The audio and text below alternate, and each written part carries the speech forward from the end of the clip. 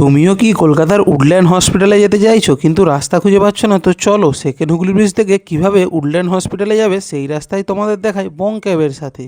Bridge থেকে নামার পরেই দেখতে হবে দুটো রাস্তা ভাগ হয়ে যাচ্ছে। বাঁদিকের রাস্তাটা এসপ্ল্যানেড বা খিদিরপুরের দিকে, আর উডল্যান্ড হসপিটাল যাওয়ার জন্য আমাদেরকে ডান দিকের ওই এজেসি বোস রোডটাই ধরতে হবে।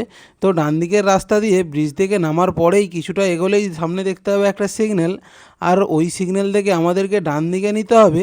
আর সোজা গাড়িগুলো চলে যাচ্ছে পিজি হসপিটালের দিকে। তো সিগন্যাল ছাড়লে সিগন্যাল থেকে ডান দিকে নিয়ে কিছুটা সামনের দিকে এগোলেই দেখতে হবে সামনেই আরও একটা 3 মাথার সিগন্যাল, আর ডান দিকে তাকালে দেখতে হবে যে আলিপুর চিড়িয়াখানা।